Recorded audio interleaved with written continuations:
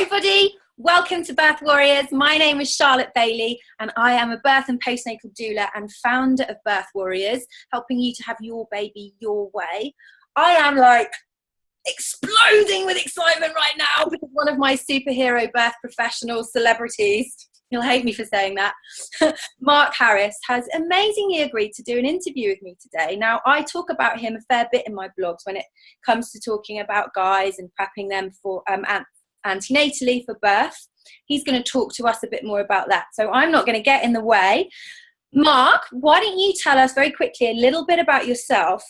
And really, I guess what people are really interested to know is, how does a man end up being a midwife? I don't see that very often. Charlotte, it's a long story, but I kind of became a bit disenchanted with life at the age of 18 and wanted to make a difference in the world. To cut a long story short, I went into nursing, was disillusioned with nursing when I qualified because I was pulled away from the people that I went into nursing to care for. And my mate was the first male midwife ever in Warwickshire. And he rang me up and he said, Mark. I said, what, Dave? He said, midwife. He said, it's a verb, not a noun. I said, what are you talking about? He said, it comes from the word, it comes from the Middle English, mid for with and wife, woman. He said, it's who you're being when you're doing the job. You can't be a midwife without being with the very people you're employed to care for. And I thought, wow, and I gave it a try, and that's over 20 years ago now. And I was big, I was 28 stone then. And the old joke is I used to walk in the room and the woman said I called the midwife, not security. And I'll go, I am the midwife. And she goes, security. But yeah, it was unusual back then. There were only 61 men out of 38,000 midwives. And now there's 48,000 midwives and 122 men. That's amazing. Well, I'm super thrilled that you got on board the birth professional scene. Thank you. I know that you've got a specific passion for enabling men to become more powerful birth partners for their labouring women. How do you do that? Well, it's a good question. Over the 20 years, I saw men who told me they felt left out, they felt depowerized, and I had one guy weeping on my shoulder who said, when I wanted to support her, I felt completely emasculated, was the word he used.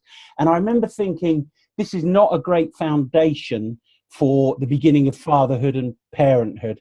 And when my late wife died, I decided that the rest of my life was going to be given to supporting men in that context. In answer to your question, how do you do that? I think a man, in many ways, needs to be very clear what he's responsible for when she is lost in the birthing process. And that's the key. There are many things he might do. He might guard privacy. He might get the environment in such a sort of like arranged in such a way that oxytocin is more likely to be alive in her. He might do all those things, but the one thing he should focus on is, in this moment, does she get that I am present for her alone? You know, we've all had situations where someone has been close to us but not present. We can feel the difference, right?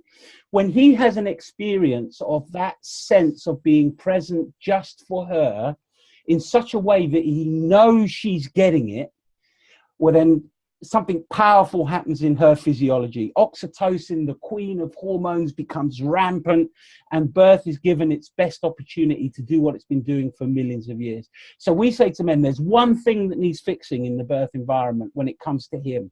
And that's, are you feeling that sense of connection to her to the point where you know that she gets that you are present for her only? Oh, that's like absolute dynamite. I'm buzzing. That's brilliant. Mark, you've got a book and you offer an online course, don't you, for guys? Do you want to tell us a bit about that? Yeah, I wrote a book about 2 years ago called Men, Love and Birth. I spent 2 years trying to write it, and I couldn't get it out. And then I heard Kurt Vonnegut talk about writing, and I don't compare myself to him because he's a genius, but he said he wrote to an audience of one, and he meant himself. So in the end, I thought, and I nearly swore then, but I don't want to upset anybody, I thought, blow it, fudge it, I'm going to write this book for my adult sons. And if no one reads it, I really don't care. It will be written. It will be something that will outlive my physical life, and they will have it when they become fathers. And one of my sons became a father this year. And so I wrote that book, and it's really written to my adult sons. But since it's been published, it got to 40 on Amazon for 30 minutes, and it's sold really well. It seems to connect to a male audience in the context of birth. On the back of that, I felt that I was doing live trainings and stuff like that, and I suddenly realized that I could only really be in one place at a time. I realized something else, that the male of our species is less inclined to gravitate towards a group type of antenatal experience. You know, if you say to the average man, you know, do you want to go to a group where you get to talk about birth, or would you like to poke yourself in the eye with a cocktail stick?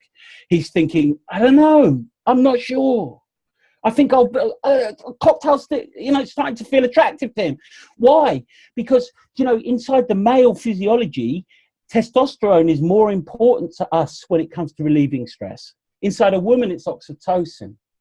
Group activity generates oxytocin in a woman, and she feels good in that context by and large. So I realized that men don't gravitate towards group sessions necessarily. So I wanted to put a program online that had all the stuff that I kind of teach, all the experiments I suggest men do. And we've done that, a 6-video program. And it's at www.birthing4blokes.com. That is amazing. My final question was going to be, how do we contact you if anybody watching wants to get involved or take part in any of your courses or read your book? What do we do? Well, I'm all over Facebook, Birthing4Blokes. My children call me a Facebook slag, but anyway. You can also email me, mark@birthing4blokes.com. And I offer one-to-one telephone conversations, and I never charge for that. So, you know, people can contact me very easily. You are amazing. Massive love to you. Massive thanks and gratitude. You stay in touch. We'll look forward to seeing how we'll look forward to the next book, which I know is coming soon. Yeah. Thanks, Charlotte. Thanks for inviting me. Thank you.